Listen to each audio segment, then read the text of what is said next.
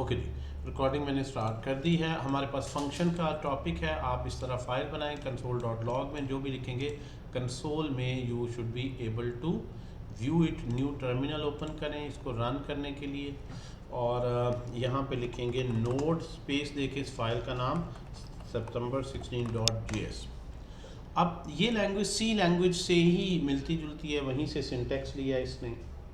और सी लैंग्वेज में अगर आपने स्टेटमेंट फॉर लूप वगैरह का पता है तो उसमें आप बड़ा इजीली वालेकुम सलाम बड़ा इजीली इसमें काम कर सकते हैं। तो फंक्शंस का जो बेसिक सिंटेक्स है वो इस तरह से है कि फंक्शन का कीवर्ड लिखते हैं, उसके बाद फंक्शन का जो भी नाम है लिखें, लाइक सम करना है बेसिक दो नंबर्स को, पैरामीटर्स लिखें एक्स एंड वाई, इनके साथ डेटा टाइप नहीं बताता, ठीक है जी।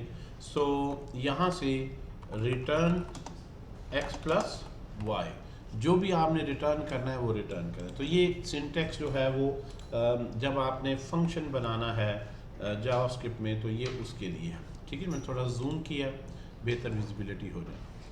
सो this of simple syntax. Variable के लिए जिस तरह लेट लिखते हैं, वेरिएबल का नाम और वैल्यू दे देते हैं।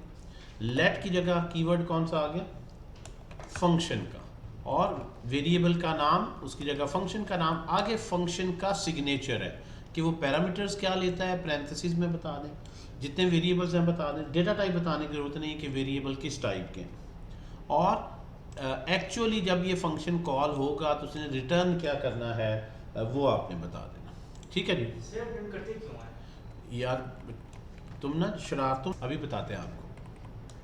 फंक्शन जो रिटर्न करता है वो आपने लिख लेना। बड़ी कॉमन सेंस की बात है। मैथ में तो आपको इससे हैरान होना चाहिए, आपने कच्ची पक्की पहली दूसरी क्लास से जितना मैथ पढ़ा है वो तो हमेशा ही रिटर्न करते हैं। यानी मैं अगर कहूँ स्क्वायर रूट, मुझे बताएं, मैथ में तो ये हैरान होते हैं कि रिटर्न क्यों नहीं करता फंक्शन। वो फंक्शन क्या हुआ जो रिटर्न ना करे। मैथ में हम कहते हैं ना, ये अगर स्क्वायर रूट है 64 है, क्या आंसर आएगा, क्या आएगा जी, 8। तो मैं ये कहूँगा स्क्वायर रूट एक फंक्शन है जिसने ये आंसर या ये वैल्यू रिटर्न की है। रिटर्न का मतलब है ये, आखिर इस फंक्शन को आप इस तरह लिखने की बजाय आपने डिफाइन कर दी। इस तरह मैंने कहा जी साइन थीटा है, साइन 30 डिग्री है। ऐसा हर फंक्शन कोई ना कोई आपको आंसर देते, इवेल्युएट होता है, जो भी है इसका आंसर बनता है, लेट्स से 0.5 है वो आ जाएगा। तो जो भी जिसको मैथ्स में हम फंक्शन बोलते हैं, लॉग का फंक्शन है, स्क्वायर रूट का फंक्शन है, तो उस फंक्शन को जब डाटा देंगे, कोई वैल्यू देंगे लॉग को भी, इसका लॉग लो, तो मुझे रिटर्न तो करेगा आंसर, वरना फंक्शन क्या हो। तो रिटर्न करने का मतलब है कि फंक्शन की जो ओरिजिनल डेफिनेशन है उसी पे हम है, नई चीज़ नहीं पढ़ रहे। मैथमेटिक्स में फंक्शन कहते किसे हैं, फंक्शन एक ऐसा रिलेशन है जो इनपुट उसको अगर कोई प्रोवाइड की जाए और वो हमें उसके अगेंस्ट आउटपुट कुछ दे, तो इनपुट को जो आउटपुट में वो पीस ऑफ कोड, वो कोड जो इनपुट को आउटपुट में कन्वर्ट कर रहा है उसको क्या कहते हैं, फंक्शन। मैथ में भी ये कहते हैं, लेकिन वहाँ कोड नहीं कहते, हम कहते हैं जो फॉर्मूला है ये फंक्शन, कि लॉग का ये फॉर्मूला या लॉग का फंक्शन। सो अब मशीन को अगर हमने ये समझाना है, एक मशीन को, कि भाई आपको अगर इनपुट आए, लेफ्ट से कितने इनपुट होंगे, कितने नंबर्स होंगे, स्पेसिफाई कर दिए पैरेंथेसिस में। आपने इससे इनपुट के साथ करना क्या है, तो हमने कहा जी इन दोनों को प्लस करके जो आंसर है रिटर्न करना, तो उसके लिए रिटर्न का कीवर्ड बनाया, ठीक है जी। तो ये हमने यहाँ पे फंक्शन पहले ही नहीं बना हुआ, ये हम खुद बना रहे हैं। कुछ फंक्शन ऑलरेडी बने हुए हैं लैंग्वेज में भी। सो ये हम देख रहे हैं कि अपना फंक्शन खुद बनाना है तो कैसे बनाएंगे। यहाँ ज़रूरी नहीं फ़ौरन रिटर्न लिखें, यहाँ बहुत लेंथी लॉजिक लिखी जा सकती है। पहले हम वो पूरी कैलकुलेशन करें, फिर फाइनली आंसर रिटर्न करें। और अगर बहुत ही छोटा सा है तो एक ही लाइन पे साथ ही रिटर्न के आगे आप लिख सकते हैं कि ये इसकी रिटर्न। अब इसमें इस फंक्शन को आपने, इसको हम क्या बोलते हैं कि फंक्शन को हमने डिफाइन कर दिया। ये जो नीचे मैंने लिखा है इट्स अ फंक्शन डेफिनेशन।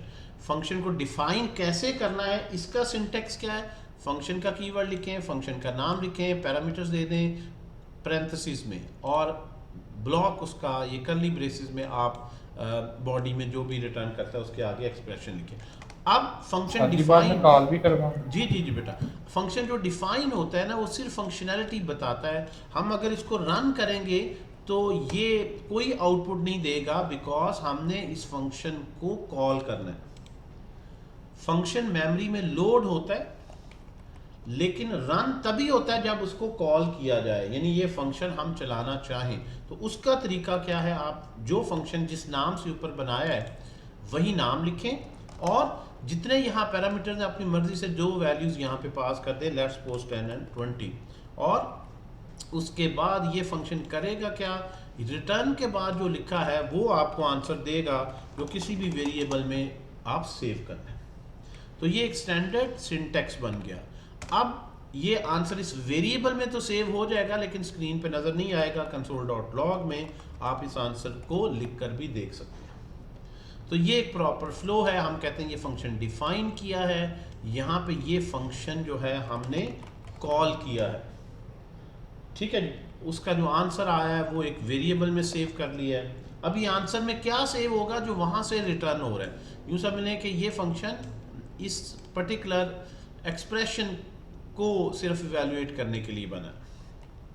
अब हम इसको रन करते हैं, नोट सितंबर 16, तो आंसर आपके पास आना चाहिए 30, क्योंकि x की जगह ये 10 आ गया, y की जगह 20 आ गया, इसने इसकी जगह ये रिटर्न टाइप थी वो इसकी जगह 30 इस तरह रिप्लेस हो जाएगा, जो वहाँ से रिटर्न होगा रिप्लेस हो जाएगा। अच्छा, कुछ ऐसे फंक्शंस होते हैं जिनका काम तो है इसी तरह फंक्शन जैसा ही, लेकिन वो कुछ रिटर्न नहीं करते। लाइक मैं इस तरह से फंक्शन बनाऊं अगर कि जो भी वैल्यू इनपुट इसमें आए, इनपुट पैरामीटर्स इसमें आए, तो वो उसको अपने अंदर ही किसी वेरिएबल में सेव कर ले और उसके अंदर ही फिर उस आंसर को प्रिंट भी कर दे, और चाहें तो साथ आप मैसेज भी लिख सकते हैं इसमें। You can write sum is equal to then the value of this variable sum. अब यहाँ पे console.log में अच्छा, अब इस फंक्शन कुछ रिटर्न नहीं कर रहा क्योंकि जो उसने कैलकुलेशन की थी मैंने उसके अंदर ही प्रिंट कर दी। तो ऐसे फंक्शन को आपने सिर्फ कॉल करना है और वो कंप्लीट एक फंक्शनैलिटी रखता है कि ना सिर्फ कैलकुलेट करेगा बल्कि स्क्रीन पे आंसर भी शो कर देगा। ये जो फंक्शन है जिस तरह यहाँ सम इज इक्वल टू 30, ऐसे फंक्शन को हम अगर सी लैंग्वेज हो तो उसको कहते हैं कि इसकी रिटर्न टाइप वॉइड है, कि ये कुछ रिटर्न नहीं करता।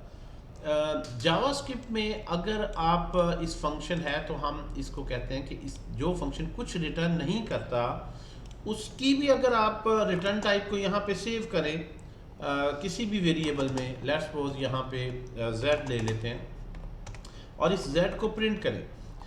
इस फंक्शन के अंदर हमने कुछ भी रिटर्न नहीं करवाया लेकिन फिर भी मैं एक्सीडेंटली, मैं समझा शायद रिटर्न कर रहा है या किसी भी वजह से मैं उसको एक वेरिएबल में सेव करना चाहता हूँ,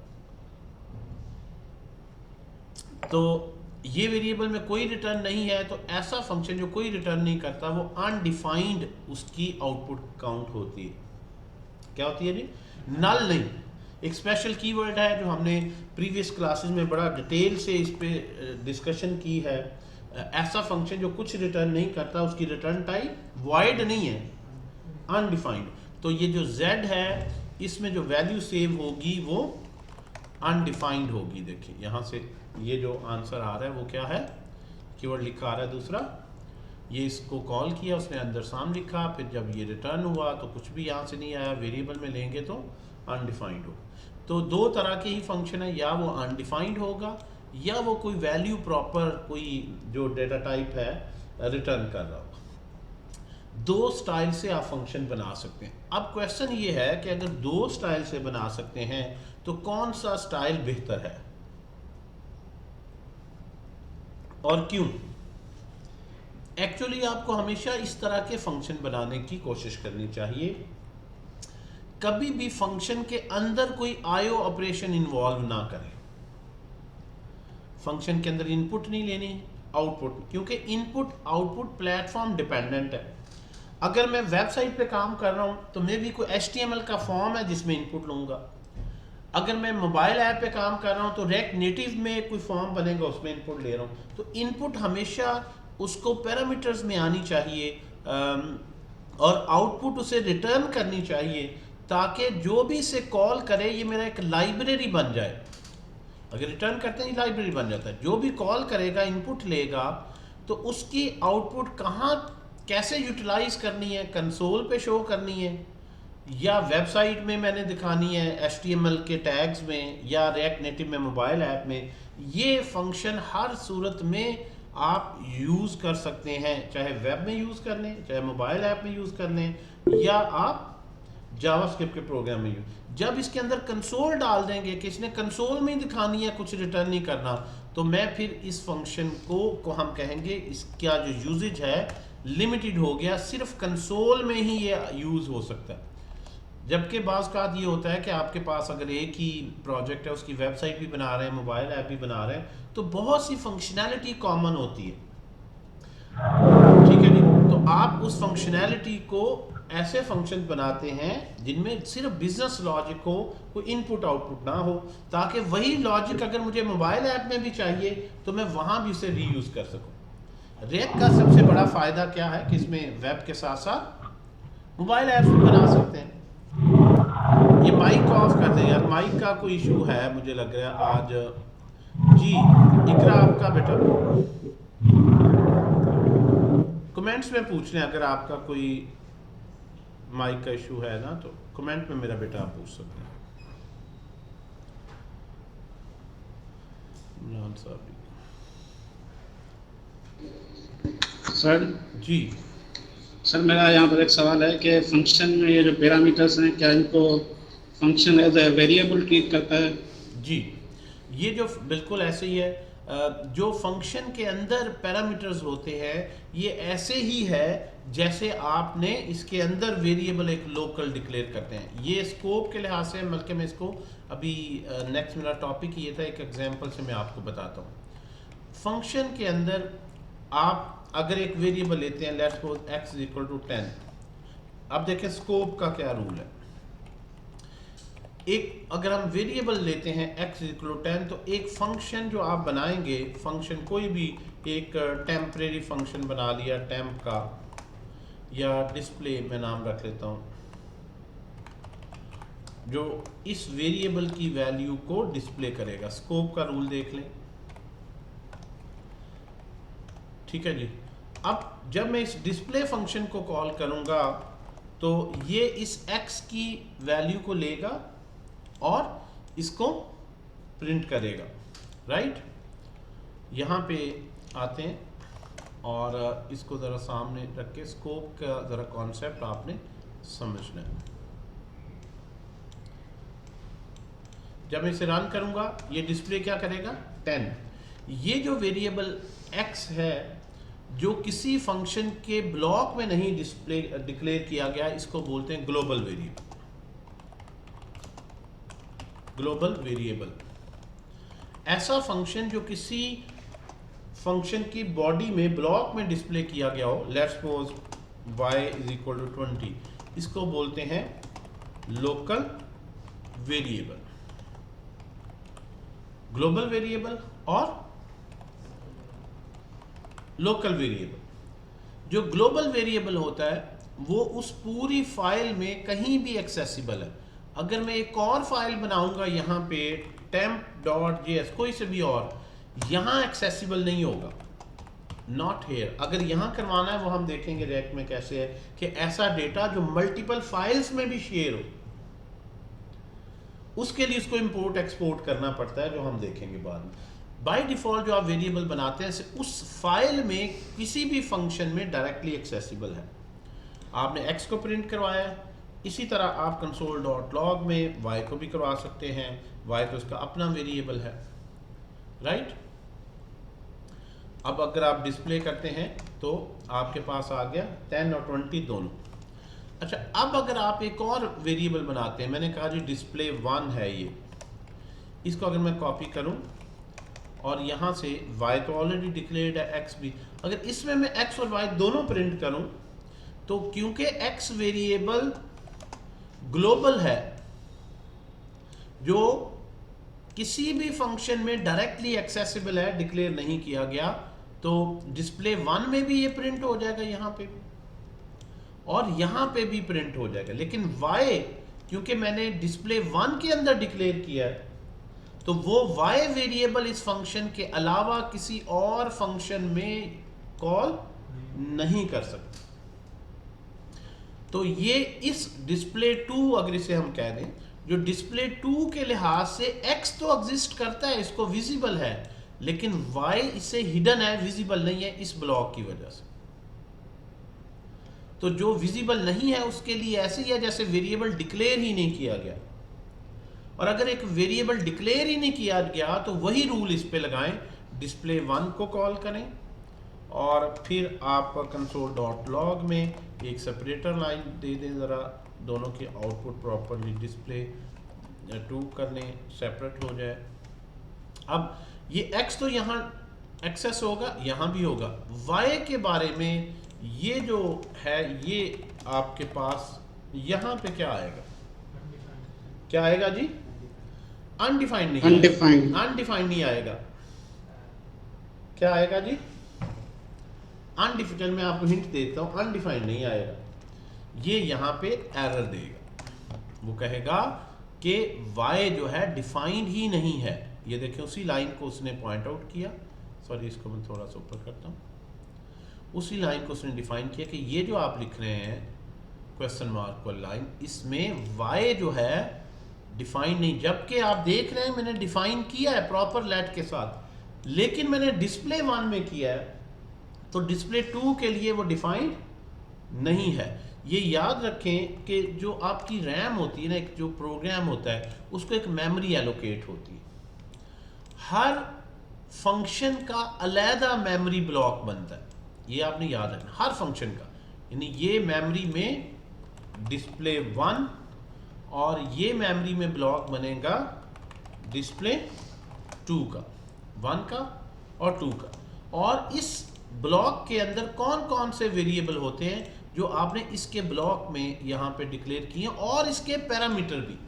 अब किसी ने कहा था पैरामीटर भी वेरिएबल बनते हैं, यस वो पैरामीटर भी वेरिएबल बनते हैं और इस फंक्शन के मेमोरी स्पेस में बनते हैं।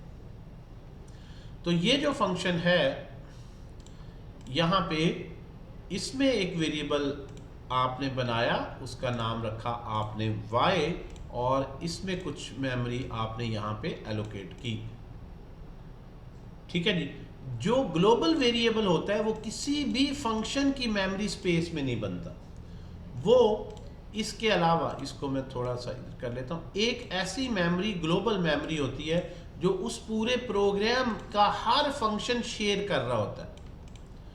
ये वेरिएबल जो बनेगा, जो हमने x लिया है, वो आपके ग्लोबल मेमोरी एरिया में बनेगा। तो ये जो x है, इसको थोड़ा सा हम अगर जूम कर सकें जी, ये जो x है ये डिस्प्ले 1 और डिस्प्ले 2 दोनों को एक्सेसिबल है, लेकिन ये जो y है ये सिर्फ डिस्प्ले 1 के अंदर ही एक्सेसिबल है, 2 को एक्सेसिबल नहीं है। तो 2 के लिहाज से y डिफाइंड नहीं है। तो ऐसे वेरिएबल को हम कहते हैं कि वो उसका लोकल वेरिएबल, वो उसी के अंदर ही यूज हो सकता है। अब यहाँ पे आप सोच रहे हैं अनडिफाइंड क्यों नहीं आया, तो देखें अनडिफाइंड तो वैसे भी जो रूल है उसको दोबारा से रिवाइज कर लें ज़रा। हर जगह ऐसे नहीं सोचे समझे बगैर अनडिफाइंड ही बोल देना है कि अगर ये तो वैसे आम भी इसी तरह से होता है। मैं अगर एक y वेरिएबल लूँ और इसकी वैल्यू प्रिंट करूँ y की, तो यहाँ से क्या आपने इसको इनिशलाइज नहीं किया, ये मैं आपको दोबारा जो पहले मैं पढ़ा चुका हूँ रूल रिवाइज करवा देता हूँ। अब यहाँ पे क्या आउटपुट आएगी, अनडिफाइंड। जिसको कोई वैल्यू इनिशलाइज नहीं की वो किससे इनिशलाइज होगा, अनडिफाइंड।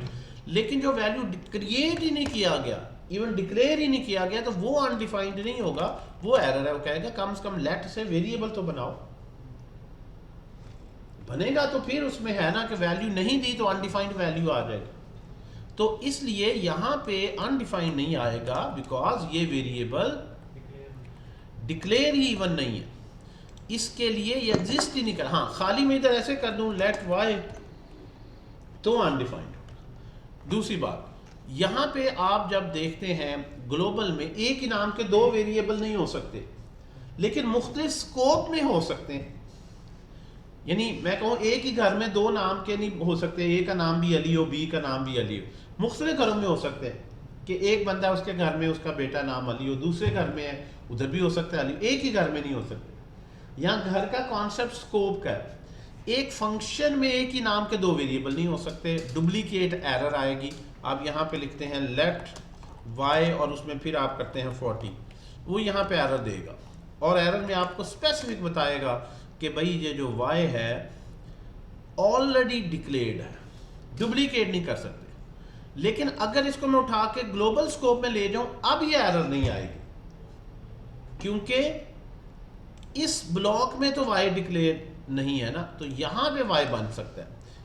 तो जो वेरिएबल का कॉन्सेप्ट है ना कंपाइलर के नज़दीक, वो स्कोप के लिहाज से बहुत ज़्यादा ये जूम हो जाता है, बहुत ये विजिबल है ऑनलाइन वालों को भी।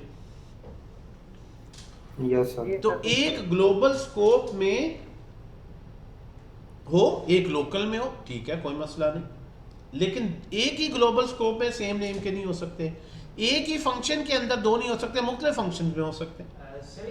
एक मिनट मैं थोड़ा सा बेटा और एक्सप्लेन कर लूँ, फिर आपका क्वेश्चन लेता हूँ, शायद उसी में ही आंसर हो जाए जो आप पूछना चाहिए। ये क्लियर होगी बात।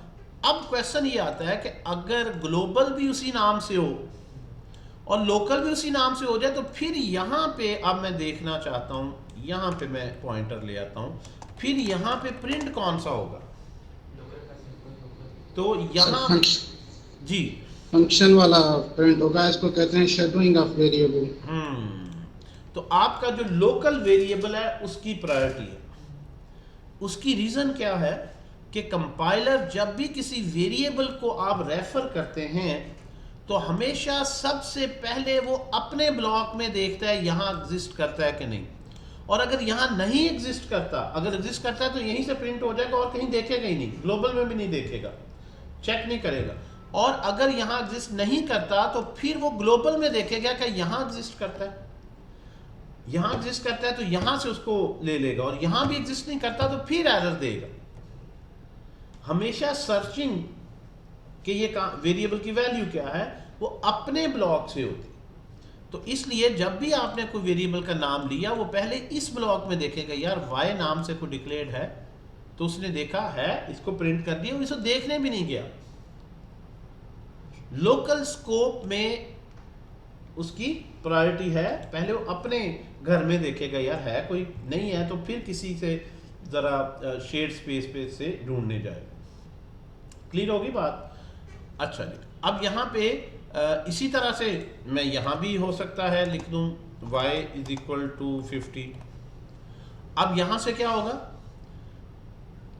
ये y जो लाइन नंबर 26 पे है, इससे मुराद कौन सा y है, ये जो लाइन नंबर 24 में इसी ब्लॉक के अंदर डिक्लेयर किया गया। यहाँ जो लाइन नंबर 32 पे y है, इससे मुराद वो y है जो इसके ब्लॉक में हो, और वो कौन सा है 50।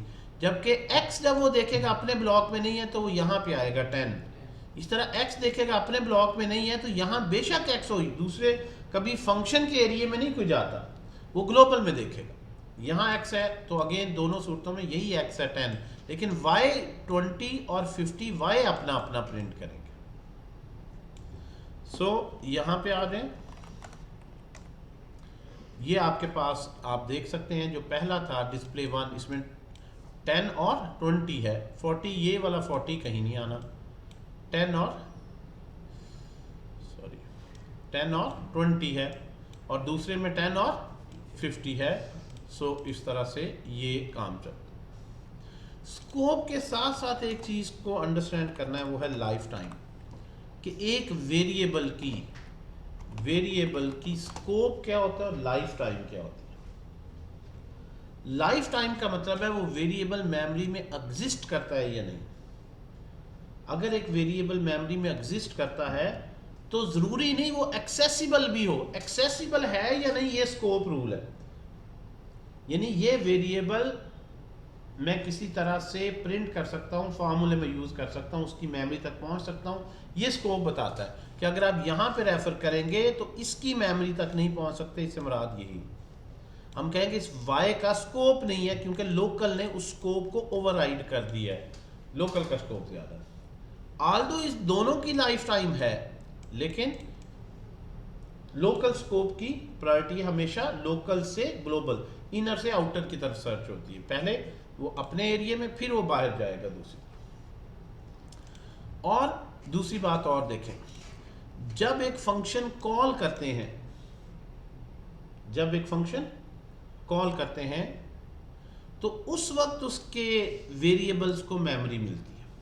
अब लाइफ टाइम का डायरेक्ट इसमें नहीं है, लेकिन आगे एडवांस्ड रैक के टॉपिक्स पढ़ेंगे, वहाँ काफ़ी हमें इसकी ज़रूरत पड़ेगी। तो ज़रा इसको अंडरस्टैंड कर लें। मैं इस तरह से बनाता हूँ। जब पहली दफ़ा प्रोग्राम रन होता है ना, ये मैं लोड करूँगा तो x एग्जिस्ट करेगा मेमोरी में, y को भी लाइफ मिलेगा, y भी मेमोरी में एग्जिस्ट करेगी, x और y दोनों। ठीक है जी। लेकिन क्या ये y या ये y भी मेमोरी में होगा लोड? यानी आपको प्रिसाइजली पता होना चाहिए कौन सा वेरिएबल कब मेमोरी में लोड होता है, ताकि आप अगर ये कैलकुलेट कर सकें कि मेरा जो वेबसाइट है अगर स्लो चल रही है तो अननेसेसरी कोई डेटा तो नहीं मेमोरी में लोड हुआ हो, कोई बड़ी अरे तो नहीं डाउनलोड हुई हुई। तो ये याद रखें, आल्दो ये आपने लिख दिए हैं, इसके अंदर जितनी मर्जी बड़ी अरे कर लें, ये कोई भी कोड जो होता है ना फंक्शन का, वो इनएक्टिव रहता है, एक्टिव नहीं होता। उसके सारे वेरिएबल्स कोड में लिखे हैं लेकिन किसी को मेमोरी नहीं मिलती।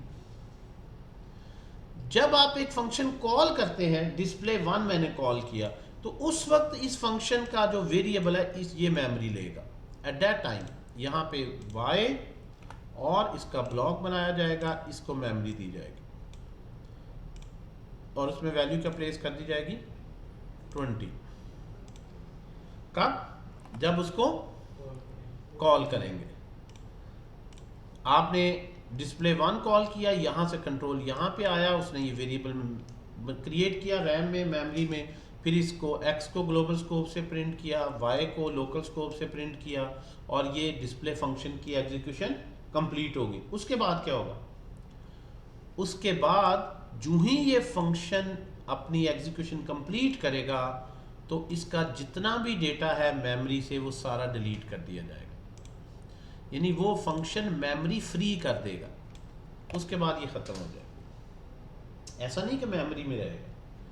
फंक्शन कॉल पे उसके वेरिएबल्स मेमोरी में लोड होते हैं, चाहे वो पैरामीटर्स हों या उसके लोकल वेरिएबल, और जो ही वो रिटर्न होता है उसके वेरिएबल्स की मेमोरी डी एलोकेट कर दी जाती है, फ्री कर दी जाती है, ताकि दूसरे फंक्शन के लिए स्पेस बने। जब आपने दूसरा फंक्शन कॉल किया, फिर इसके फंक्शन मेमोरी में लोड हुए, लेकिन इसमें x नहीं लोड हुआ, वो ऑलरेडी था। ग्लोबल जो ही सॉफ्टवेयर वो रन होगा, ग्लोबल मेमोरी ले लेंगे और इस पूरे प्रोग्राम की हद तक मेमोरी एलोकेट ही रहेगी। और local on demand create and destroy किए जाते हैं। इसका मतलब यह है कि अगर ये फंक्शन में लूप में कॉल करूं 1000 दफ़ा, तो 1000 दफ़ा ये वेरिएबल क्रिएट एंड डिस्ट्रॉय होगा। इसलिए जब भी किसी फंक्शन पे लूप लगानी हो, लूप में कॉल करना हो, उसमें बहुत बड़ी अरे लोकल या इतना बड़ा डेटा नहीं रखते कि वो बार बार क्रिएट एंड डिस्ट्रॉय हो रहा हो। उसके लिए बेहतर स्ट्रेटजी यूज़ की जाती है। ज़ाहिर लगता है कि ये इसमें कोई इशू नहीं है, फिर ये क्यों स्लो चल रहा। तो मेमोरी कहाँ किस एरिए में वेरिएबल डिक्लेयर करना है, कहाँ पे इसको कॉल करना है, ये सारी चीज़ें इसके लिहाज से आपको आगे आएंगी तो बताते जाएंगे। ठीक होगी। तो लाइफ टाइम, एक लोकल वेरिएबल की लाइफ टाइम क्या होती है? उस फंक्शन कॉल तक इसकी लाइफ है। कॉल पे इसको लाइफ मिलेगी, कॉल खत्म होगी तो इसको वापस डिस्ट्रॉय कर दिया जाएगा। सर यहाँ पे लूप की बात की है, और क्रिएट एंड डिस्ट्रॉय जो होते हैं वो हर लूप के साथ, हर लूप की इटरेशन के साथ, यानी कि जैसे एग्जांपल हमने एक लूप को में कोई वैल्यू चलाई है, 100 दफा हम उसको प्रिंट कर रहे हैं, एक दफा क्रिएट होगी और साथ में डिस्ट्रॉय होगी, देन सेकंड पे आएगा या फिर सेकंड पे क्रिएट होगी। ठीक है। अगर इसी को मैं एग्जांपल ले लूँ कि मैं इसको फॉर लूप में डाल दूँ, for let i is equal to 0, i is less than maybe 100, i plus plus. अब इसको मैं अगर 100 दफ़ा कॉल कर रहा हूँ। अब अगर आप कुछ ऐसे टूल्स हैं उनको कहते हैं मेमोरी प्रोफाइलर्स। क्या बोलते हैं? रिएक्ट में आप यूज़ करेंगे इस तरह के कि एक मेरे वेब पे लोड क्या आ रहा है मेमोरी का।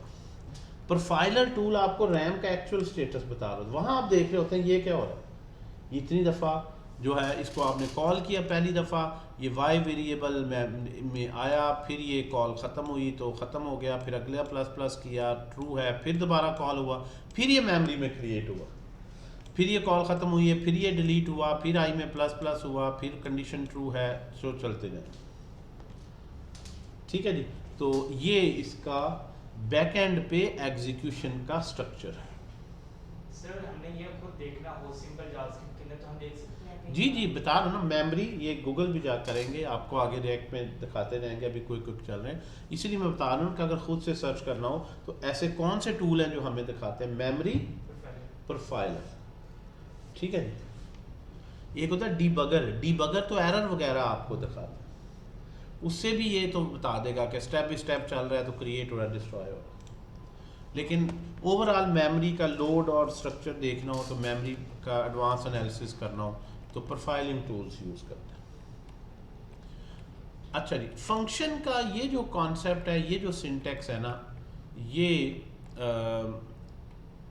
आपके पास बहुत ही ट्रेडिशनल सा है इन अ सेंस कि हर प्रोग्रामिंग लैंग्वेज में इस तरह का जो है वो सिंटेक्स मौजूद है कि आप लिखें फंक्शन, आप लिखें सम x, y और यहाँ से आप रिटर्न करें x प्लस वाई। इस तरह का टिपिकल सिंटेक्स जो है ना हर लैंग्वेज में है।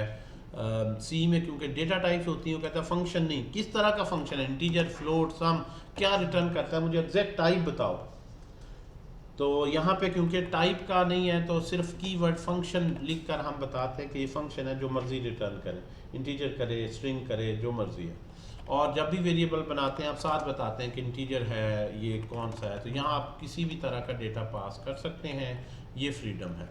जब आप डेटा टाइप्स के स्पेसिफिक होना चाहें, आप चाहें कि मैं ये रूल लगाना चाहता हूँ इंटीजर पे ही सम मैंने करना है, अगर इंटीजर के अलावा कोई और पैरामीटर पास हो तो ये एरर दे, सी लैंग्वेज की तरह ही बिहेव करे, तो उसके लिए फिर टाइप स्क्रिप्ट यूज़ करते हैं हम। जावास्क्रिप्ट की जगह टाइप स्क्रिप्ट। सिर्फ फ़र्क इतना है कि डेटा टाइप्स, पूरा टाइप सिस्टम उसमें एनफोर्स होता है। कंपाइल टाइम पे हर पैरामीटर का टाइप और रिटर्न टाइप जिस तरह सी में है डिफाइन की जाती है, और हर कॉल को फिर उसके अगेंस्ट वेट किया जाता है। अगर जिस टाइप का ऊपर डिक्लेयर किया डेटा नहीं है तो एरर आएगी। That's what the type script is basically है, वो भी इसी जावास्क्रिप्ट पे टाइप सिस्टम आप ले आए, इसीलिए इसका नाम टाइप स्क्रिप्ट है। टाइप सिस्टम है, लॉजिक या कोई नई चीज़ उस तरह से नहीं है, वो उसी तरह जावास्क्रिप्ट। अच्छा, जो मॉडर्न वे है आपके पास जावास्क्रिप्ट का, उसमें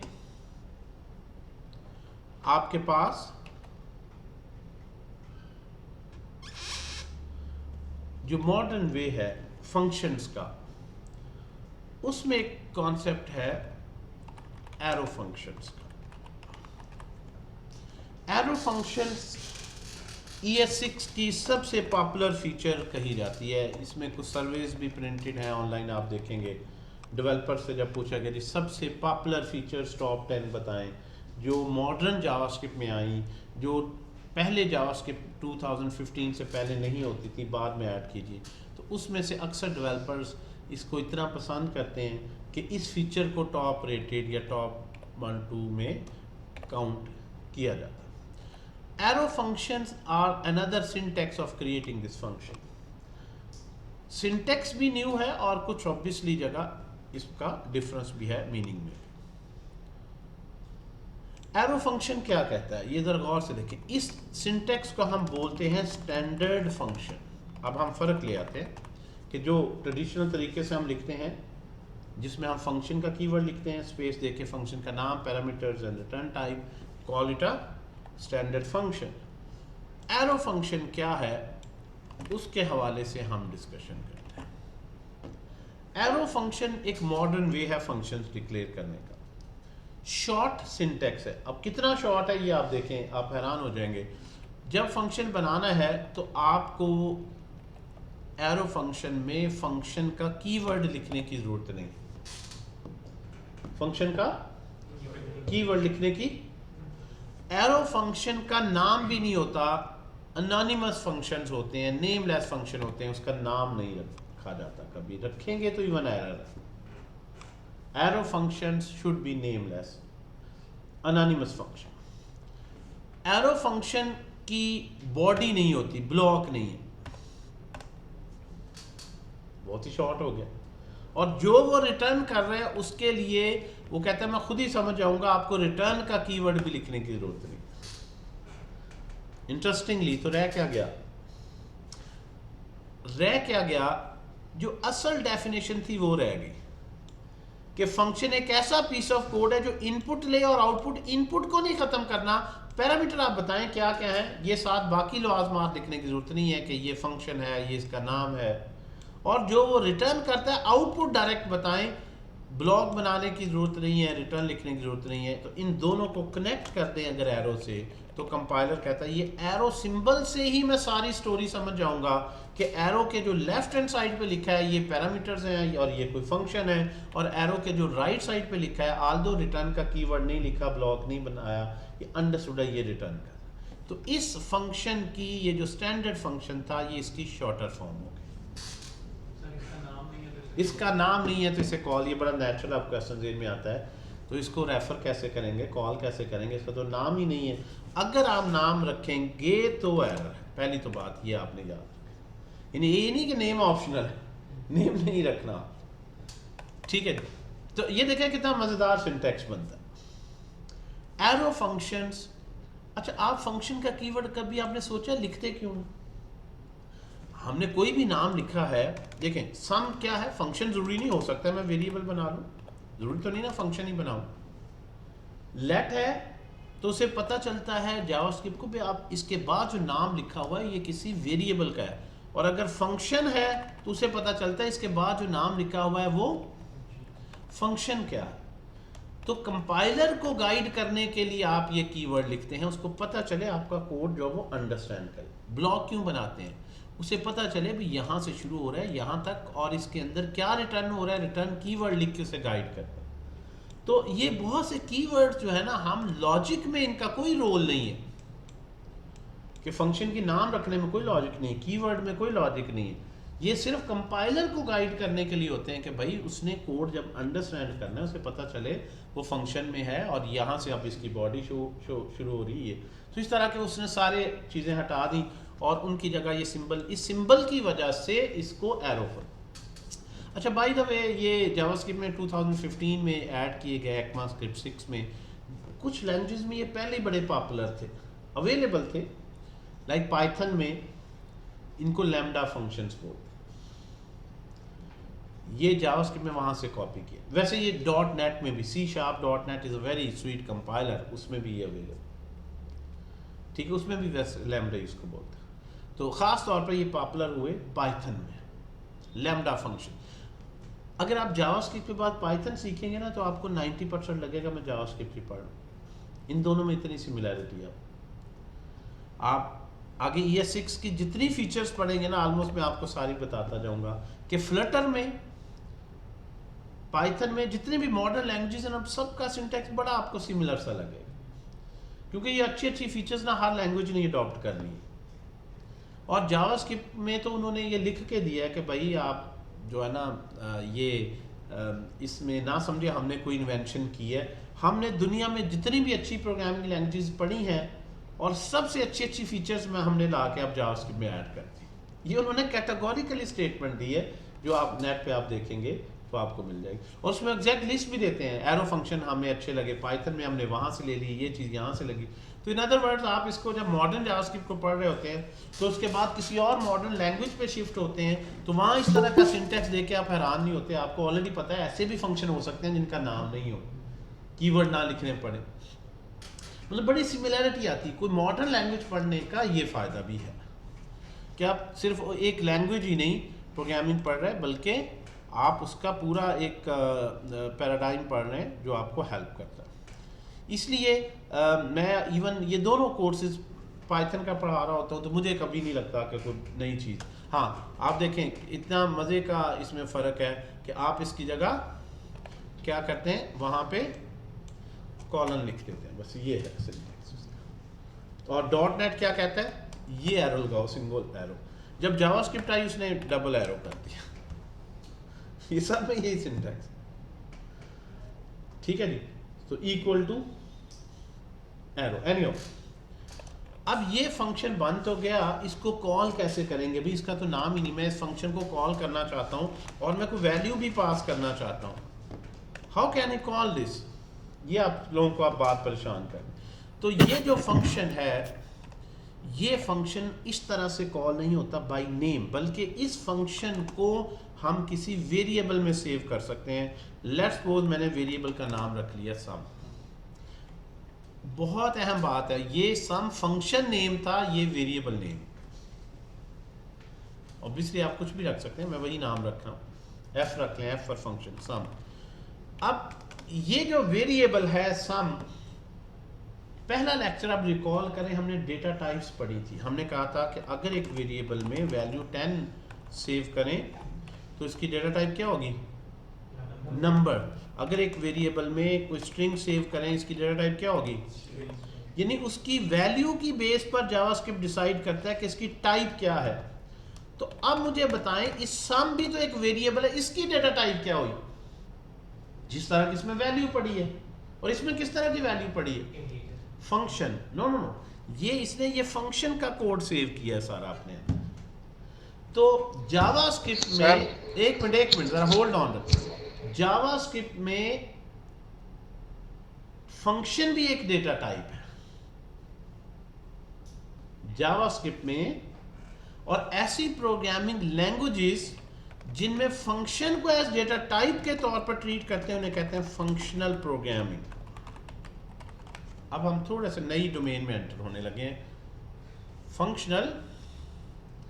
फंक्शनल प्रोग्रामिंग क्या है। फंक्शनल प्रोग्रामिंग का जो दौर है ना इस वक्त चल रहा है।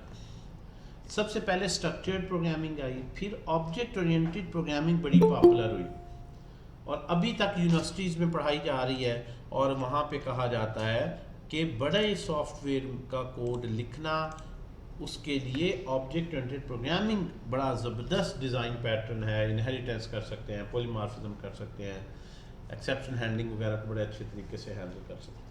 फंक्शनल प्रोग्रामिंग क्या है, अब हम आहिस्ता आहिस्ता इसके रूल्स पढ़ेंगे। पहला पहला एलिमेंट फंक्शनल प्रोग्रामिंग का पढ़ने लगे हैं, क्या है जी वो, कि functions should be treated as first class citizens. अच्छा, ये टेक्निकल उसकी डेफिनेशन में उन्होंने दिया है। फंक्शनल प्रोग्रामिंग कहती है कि फंक्शंस को फर्स्ट क्लास सिटीजन्स के तौर पर ट्रीट करें। अब ये फर्स्ट क्लास सिटीजन क्या है, फर्स्ट क्लास सिटीजन से मुराद ऐसा बंदा है जिसको कोई रोक टोक नहीं है, जहां चाहे आ सकता है। अगर आप इवन इंटरेस्टिंगली आप यहाँ पे पढ़ें जी ऑब्जेक्ट ओरिएंटेड प्रोग्रामिंग, तो मुझे पता है क्या है फंक्शनल प्रोग्रामिंग क्या है। अगर मैं जो है इसको देखूं तो फंक्शनल प्रोग्रामिंग है क्या, विकिपीडिया का पेज अगर आप पढ़ें या कोई सा भी देख लें तो फंक्शनल प्रोग्रामिंग में ये मुझे सेंटेंस बहुत ही अच्छा लगता है। कहता है जी functions are treated as first class citizens. Functional programming में फंक्शन किस तरह ट्रीट होते हैं, फर्स्ट क्लास सिटीजन। का मतलब ये है कि भाई आप फंक्शंस को इसी तरह ट्रीट करें जिस तरह किसी भी डेटा स्ट्रक्चर को ट्रीट करते हैं।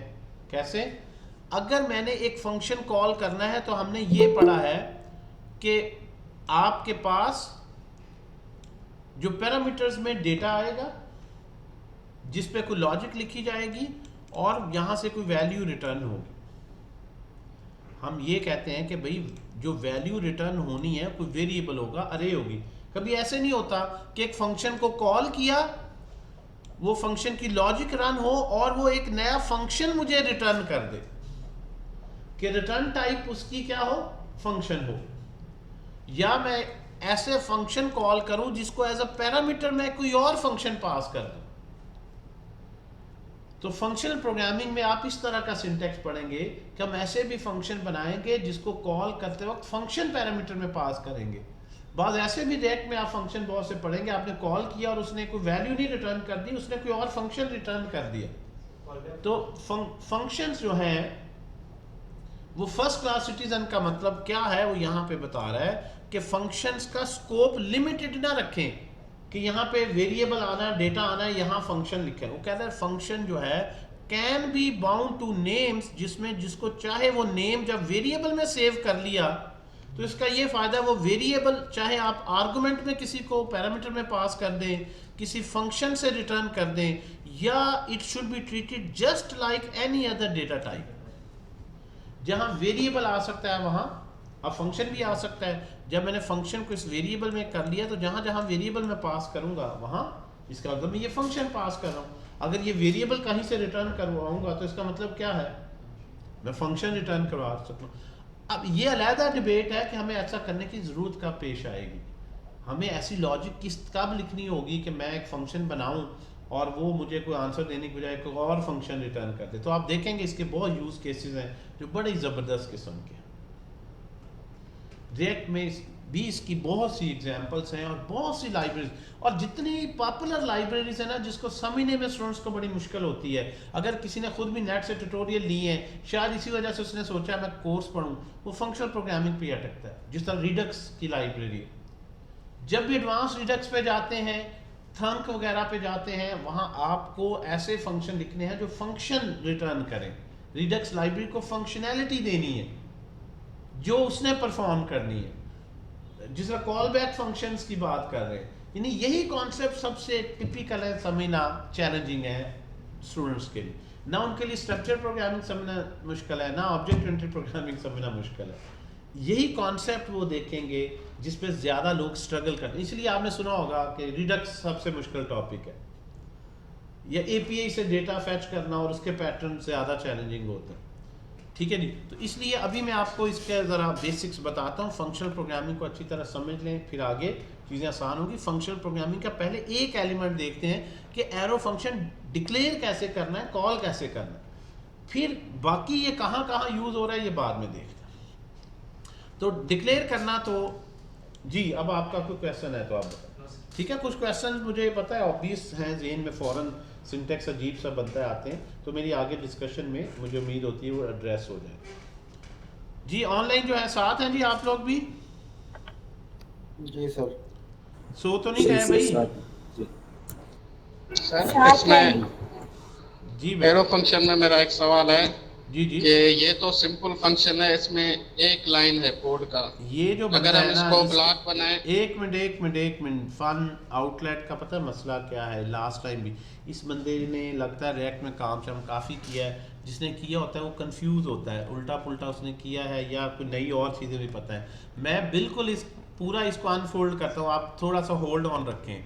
मैंने कहा है कि ब्लॉक नहीं बनाना, मुझे पता है कि अब ब्लॉक भी बनाना पड़ेगा तो मैं ज़रा अभी सिंपल व्यू देने की कोशिश कर रहा हूँ मेरी जान, थोड़ा सा होल्ड ऑन रखें। आप देखें वो सारे आपके क्वेश्चन होल्ड इसमें एड्रेस हो। अच्छा सर मेरा भी एक सवाल है। जी जी बताएं सर मेरा सवाल ये है कि जावास्क्रिप्ट के जो फंक्शंस हो गए, ऑपरेटर्स हो गए, अरिथमेटिक जितने भी जो कंडीशंस वाले काम है, ये सब हमने इस तरीके से थ्योरिकल तो पढ़ा हुआ है कि ये कोई भी इसके ऊपर प्रोजेक्ट आगे बनेगा जिसके ऊपर हमारे सारे क्लियरफाई हो जाएगा। बिल्कुल बिल्कुल, प्रोजेक्ट बेस्ड ही तो चलना, और प्रोजेक्ट के बगैर तो वरना तो वही यूनिवर्सिटी के कोर्स बन जाएगा।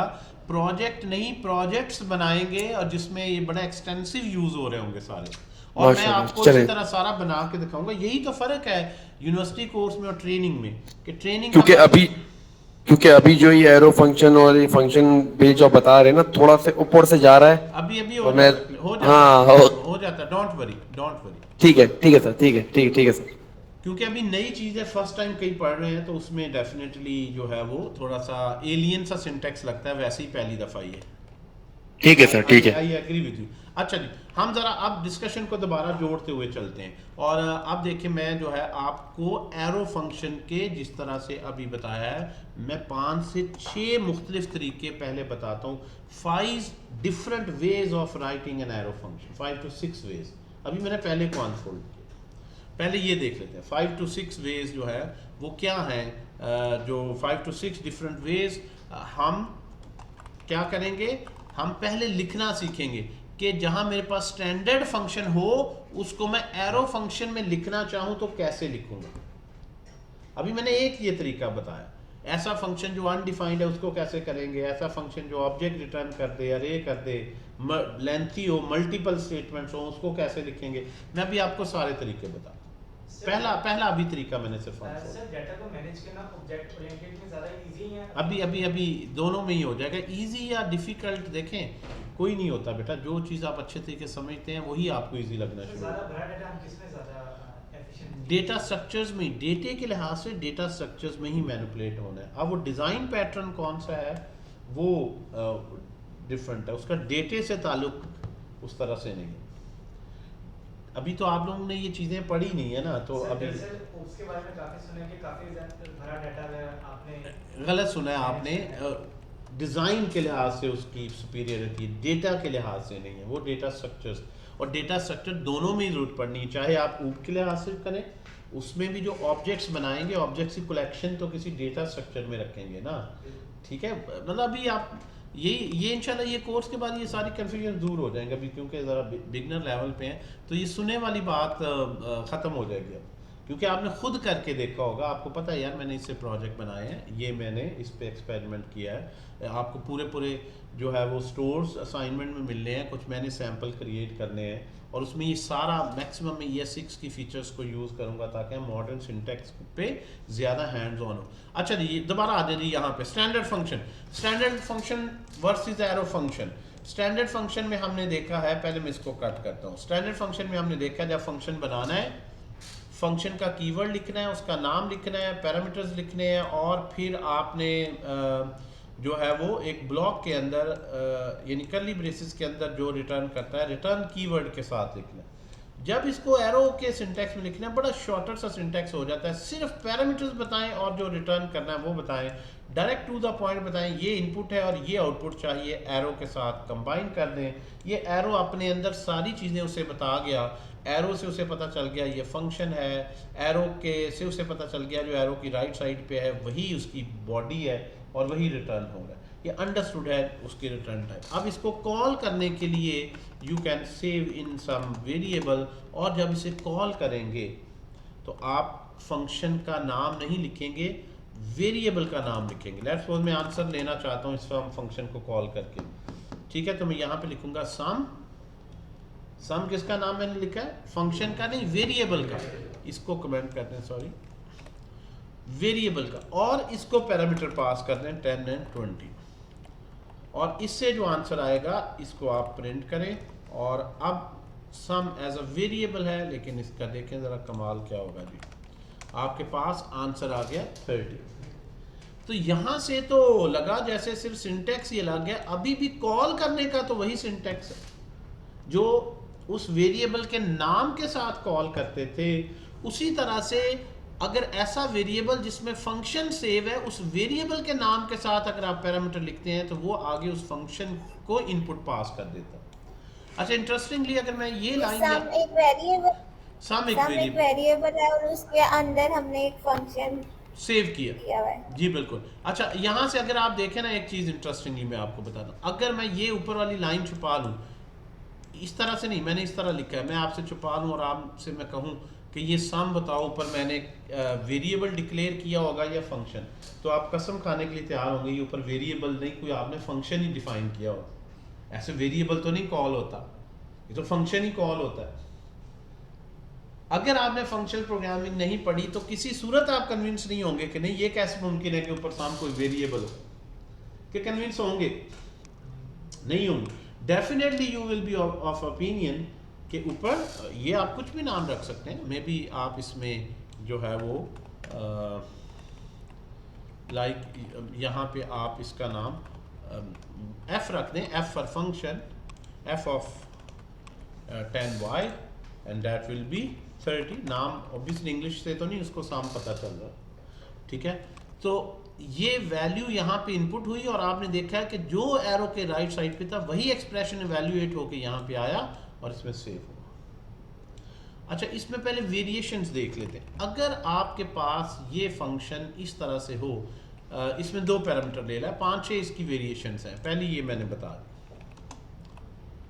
अगर ये फंक्शन,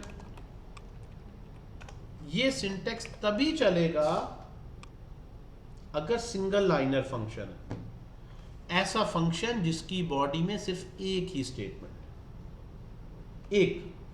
अगर मल्टीपल स्टेटमेंट्स हों, फॉर एग्जांपल मैंने इस तरह का कोई फंक्शन बनाया कि मैं यहाँ पे लिख रहा हूँ कि इसको जो भी पैरामीटर्स आते हैं, पहले वो x में प्लस प्लस करता है, फिर वो देखता है if x is greater than y तो इनका सम रिटर्न कर दो, अदरवाइज इनको माइनस करके रिटर्न कर दो। इस तरह सम सॉर्ट ऑफ एक लेंथी लॉजिक लिखी हुई है, सिंगल लाइनर नहीं। अब इस तरह का जो फंक्शन होता है, इसको जब एरो फंक्शन में कन्वर्ट करेंगे आप, या इस तरह के फंक्शन के लिए एरो फंक्शन में लॉजिक लिखने लगेंगे, तो ये 2 बातें तो तय हैं, कभी फंक्शन का कीवर्ड नहीं लिखना और फंक्शन का नाम नहीं रखना, ये तो तय है। एरो फंक्शन का नाम नहीं होता, उसके साथ एरो का सिंबल आता है, फंक्शन का कीवर्ड नहीं। ठीक है जी। अब उसकी जो बॉडी है, इसको अगर आप खत्म कर देंगे तो ये कैसे पता चलेगा ये क्या रिटर्न कर रहा है, ये यहां पे गड़बड़ है। तो इसलिए इस तरह का एरो फंक्शन जिसकी बॉडी में मल्टीपल स्टेटमेंट्स हों, तो उसके लिए ब्लॉक बनाना ज़रूरी है, उसी तरह जिस तरह स्टैंडर्ड फंक्शन का बनाते हैं, और जो उसने रिटर्न करना है उसके साथ रिटर्न का कीवर्ड भी लिखना है। समझा गई बात की?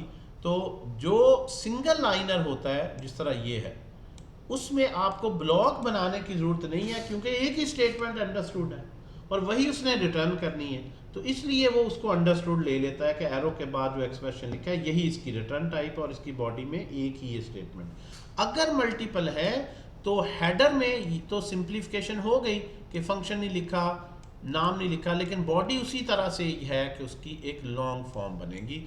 अब भी आप चाहें तो इसको किसी फंक्शन में वेरिएबल में सेव कर लें और इसको कॉल करते वक्त आप इसमें पैरामीटर्स पास कर सकते हैं और इसका आंसर सेव कर सकते हैं, इसको रिटर्न करवा सकते हैं। तो ये सिंटेक्स लिखेंगे, यानी एरो फंक्शन की बॉडी बनानी है या नहीं वो डिपेंड करता है सिंगल लाइनर है या नहीं। अब भी आप इसको कॉल करें तो उसके मुताबिक जो है ये बिहेव करेगा। ठीक है जी। अगर इसको कह दें 20 कह दें लेट्स, तो आंसर यहाँ से देखें क्या आएगा जी, 24। कैसे आया 24? 20 आ गया, यहाँ 3 आ गया, कितना हो गया 21। ये ग्रेटर है 21 प्लस 3 कितना हो गया 24, तो 24 यहाँ पे आंसर। सेमी कॉलन ऑप्शनल है, लगाएं ना लगाएं वो जनरल। क्लियर होगी बात? तो एरो फंक्शन या तो बॉडीलेस हो सकता है अगर सिंगल, लेकिन एक बात आपने याद रखनी है यहाँ पे, अगर आपने ये एक फंक्शन है लेट्स सपोज आपके पास, इसको मैं कमेंट करता हूँ, अगर आपके पास ये फंक्शन है दिस वन, और इस फंक्शन में आप सिंप्लीफिकेशन करते हैं इस तरह से, शॉर्ट सिंटेक्स एरो फंक्शन में लिखते हैं, फंक्शन नहीं लिखते, सम भी नहीं लिखते, और आप यहाँ पे एरो फंक्शन, जब भी आपने एरो के बाद ब्लॉक बनाया तो फिर रिटर्न जरूर साथ लिखना है। अब ये ऐसे नहीं अंडरस्टूड होगा, ऐसे नहीं आप लिख सकते। ठीक है जी। मैं यहाँ पे लिखता हूँ f, अगर मैं लिख दूँ गलती से तो क्या होगा देखते हैं। आपने अगर लिख दिया है ऐसे मिस्टेकनली तो देखें क्या होगा, ये पॉइंट भी समझ जाए जी। क्या होगा, क्या आउटपुट आएगी? एरर शायद नहीं, एरर नहीं आएगी। एरर इसलिए नहीं आएगी कि ये 20 आ जाएगा x की जगह, y की जगह क्या आ जाएगा 3, और ये प्लस होके कितना बनेगा 23, लेकिन रिटर्न नहीं किया आपने, क्योंकि आपने ब्लॉक बनाया, ब्लॉक में अंडरस्टूड नहीं है रिटर्न, आपको रिटर्न का कीवर्ड लिखना पड़ेगा। लिख रहे हैं तो फिर तो ठीक है 23 आ गया। लेकिन अगर आप रिटर्न नहीं लिखते तो रिटर्न अब अंडरस्टूड नहीं है। तो इसका मतलब ये हो गया कि 23 कैलकुलेट तो होगा लेकिन रिटर्न नहीं होगा, तो इसकी रिटर्न टाइप वॉइड समझी जाएगी कि ये फंक्शन कुछ भी रिटर्न, इसकी बॉडी में कुछ भी रिटर्न नहीं हो रहा, तो इसका मतलब क्या आउटपुट आएगी। और अगर हम उसमें पहले इसका कर दें, एक सर ये मिनट, अनडिफाइंड आएगा। अनडिफाइंड आएगा। पहले इसकी आउटपुट देखें, इसकी क्या आउटपुट आएगी फिर। क्यों अनडिफाइंड आ रही है, आप कहें जी ये मैंने तो एक ही लाइन लिखी है, सिंगल लाइनर लिखा है, प्लस कर रहा हूं तो 23 होगा, क्योंकि आपने करली ब्रेसेस यूज की हैं। जब ब्लॉक बनाएंगे तो वही रिटर्न करेगा जो रिटर्न कीवर्ड के आगे आपने लिखा होगा, अंडरस्टूड नहीं है। अदरवाइज इसमें रिटर्न कीवर्ड है ही नहीं, तो ये ऐसे ही है जैसे मैंने कुछ रिटर्न नहीं किया। यूं समझ लें कि ये फंक्शन मैंने बनाया और मैंने ये इसको कैलकुलेट किया और मैंने इस तरह छोड़ दिया, तो और मैं समझूं कि शायद x + y रिटर्न हो रहा है, ऐसा नहीं। ठीक है जी। जी मिशाल आप बताओ, आप क्या कह रही हो।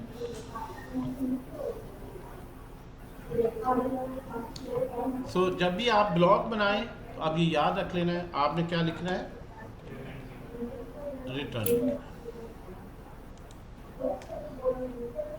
अच्छा, इसमें एक और वेरिएशन है, वो भी देख लें।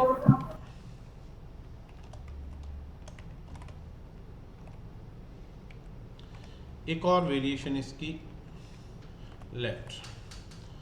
अच्छा, अगर आप मुझे बताएं ये ब्लॉक नहीं बनाते आप और इस तरह से, इसकी बजाय आप यहाँ पे करली ब्रेसेस यूज कर लेते हैं, सॉरी पैरेंथेसिस यूज कर लेते हैं, x + y और पैरेंथेसिस में लिखते हैं x + 1, इस तरह लिख लें या इसको इस तरह लिख लें, it's one and the same thing, space create कर लेना, that doesn't make any difference.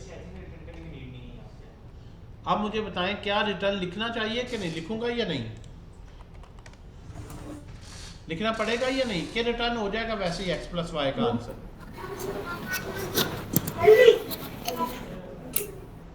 क्यों भाई, एनी व्यू, वो आप बता हो जाएगा सर।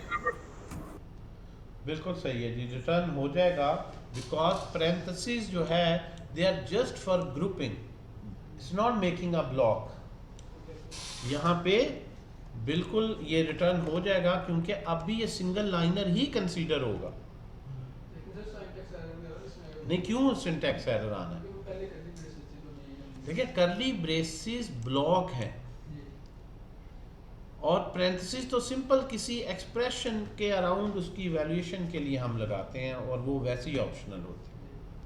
ठीक है जी। अच्छा, अगर मैं यहाँ पे सर, जी जी जी सर हमने तो उसकी लेट f = ये लिखा है, नाम लिखा है इसका f, तो फिर रिटर्न लिखना पड़ेगा इसमें। नहीं, देखें आप दो चीज़ों को कंफ्यूज ना करें। करली ब्रेसिस का मतलब और है, पहले ये देखें, करली ब्रेसिस लिखेंगे तो अब क्या आएगा आंसर, अनडिफाइंड। और अगर मैं क्योंकि मैंने रिटर्न लिखना है और अगर मैं पैरेंथेसिस लगाता हूं तो parenthesis are just symbolic grouping, does not create any scope और बॉडी और ब्लॉक, तो अब सिंगल लाइनर ही कंसीडर होगा। सर पैरेंथेसिस में हम मल्टीपल लाइन जितना मर्जी कर लें? नहीं, ये बड़ा इंपॉर्टेंट क्वेश्चन है कि अब अगर आप दो लाइनें लिखेंगे तो एरर देगा, अभी ब्लॉक भी नहीं बनाया और दो लिख रहे,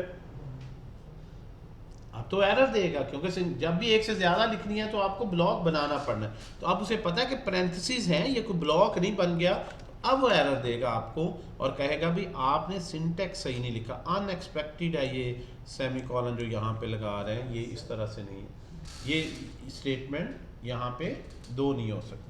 सर हम करली ब्रेसिस के अंदर रिटर्न की जगह पे पैरेंथेसिस में कुछ वैल्यू इस तरह से पास करते हैं तो क्या रिटर्न होगी? बिल्कुल होगी, वो तो आम है, ये यहाँ पे जिस तरह आप लिखते हैं ऐसे भी लिख सकते हो। और रिटर्न कीवर्ड यूज करते हैं, रिटर्न कीवर्ड यूज करेंगे ही तो रिटर्न होगी। पैरेंथेसिस किसी भी तरह से उसको मॉडिफाई नहीं करना, पैरेंथेसिस के लिखने या ना लिखने से कोई फर्क नहीं पड़ता।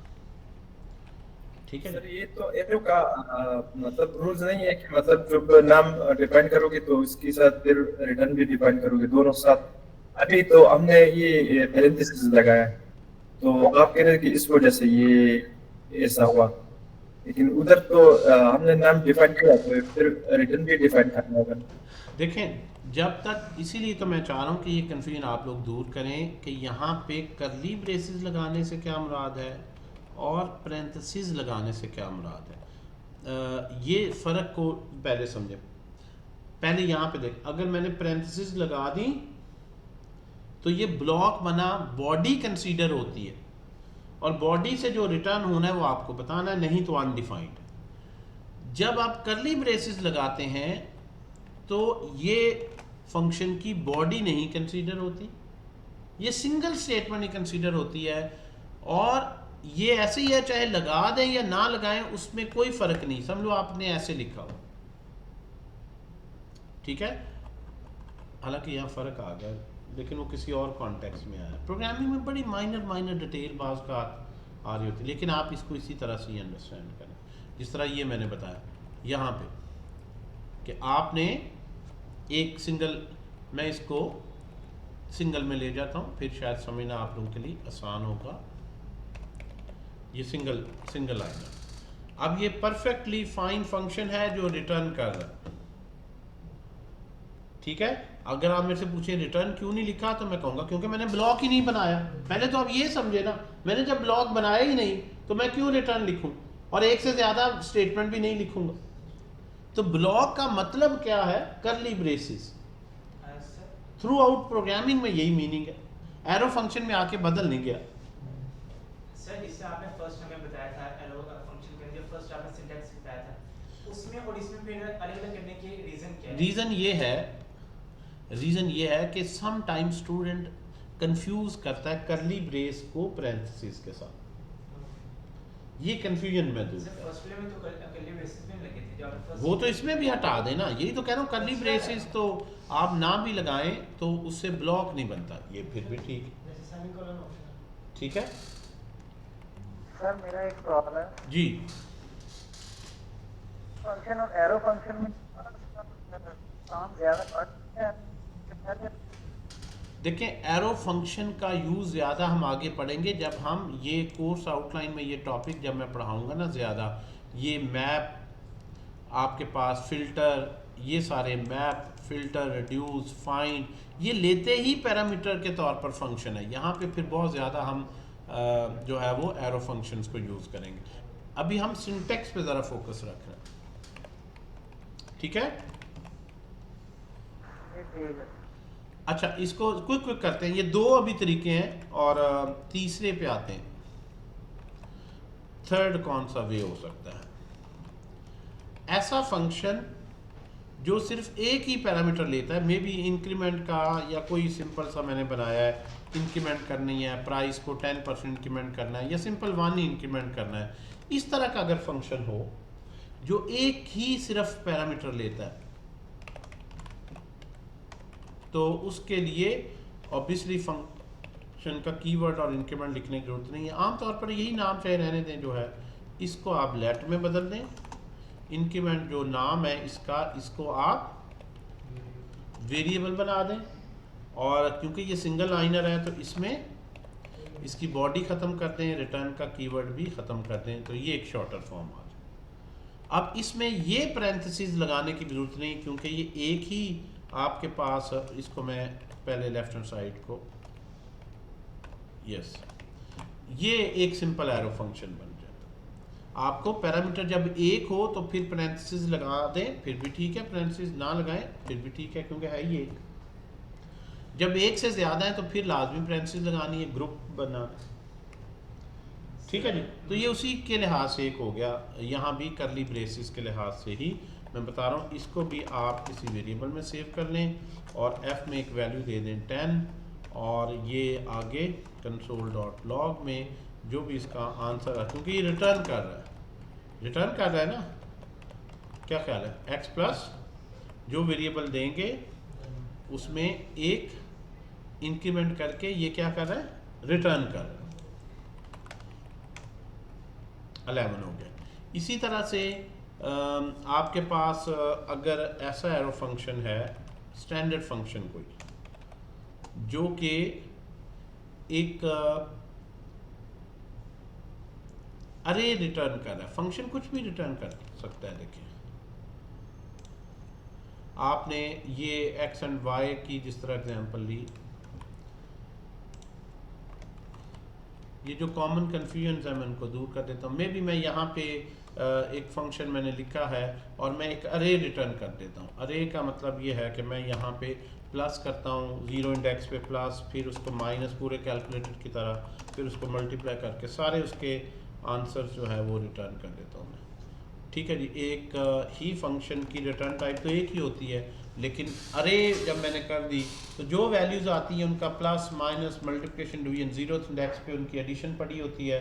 तो एक तो ये आप जो है वो यहाँ पे इस एफ फंक्शन को कॉल करें, 10 और मे बी 20 और 10 पास कर दें। 20 और 10 अगर पास करेंगे तो यहाँ से अरे रिटर्न होगी, पहले इंडेक्स पे होगा 30, फिर उनको माइनस करें, कितना आ जाएगा 10, फिर मल्टीप्लाई करें 200, डिवाइड करें 2, so you will get an अरे। और ये जो अरे है ये कंसोल पे आप लिख रहे हैं 30, 10, 200 और 2।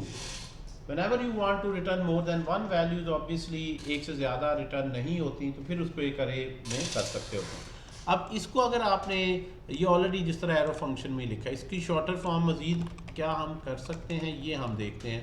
क्या अगर मैं इसमें ये एक ही इसकी रिटर्न हो रहा है ना, वो क्या रिटर्न हो रहा है एक अरे, तो मैं इसको इस तरह से भी लिख सकता हूँ, इसमें कोई हर्ज नहीं, ऐसे भी लिख सकता था। मुझे यहाँ ब्लॉक बनाने की और रिटर्न करने की जरूरत नहीं, x, y goes to this।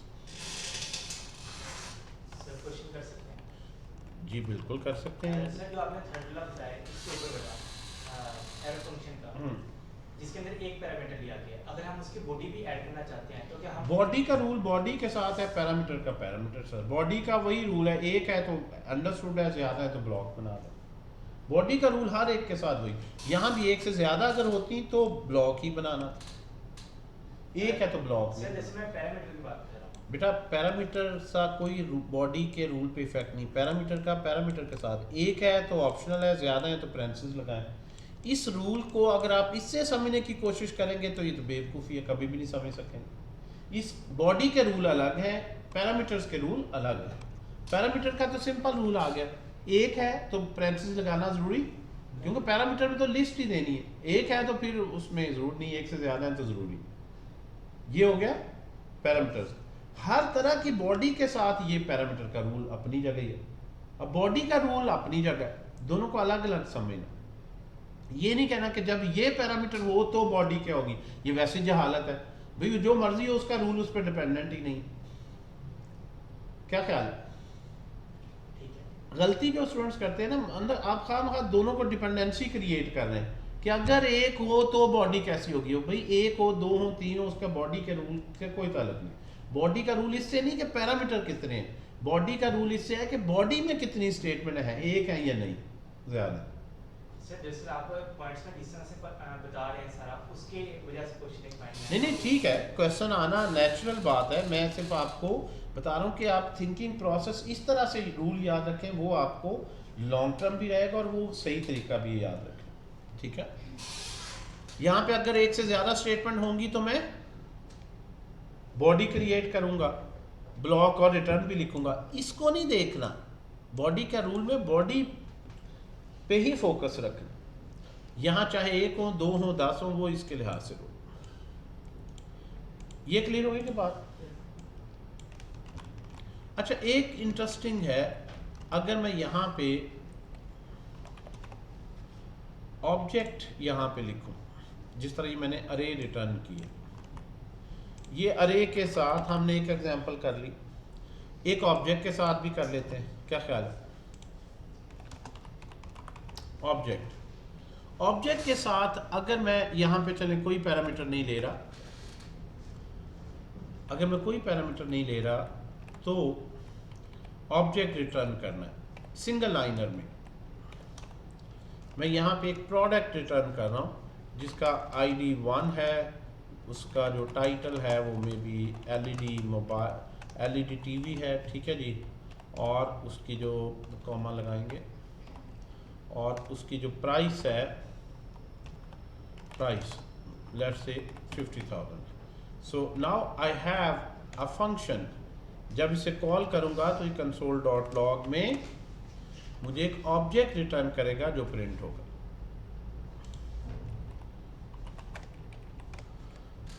ठीक है जी, ये ऑब्जेक्ट रिटर्न किया जो यहाँ से मैंने प्रिंट किया। अच्छा, इसको सिंगल लाइनर में, मेनली फंक्शन को सिंगल लाइनर में अगर लिखना हो तो अब यहाँ पे एक इंटरेस्टिंग यूज केस बनता है, इसलिए मैंने डिस्कस किया इसे। क्या होगा जी, सिंगल लाइनर ये भी या नहीं जी?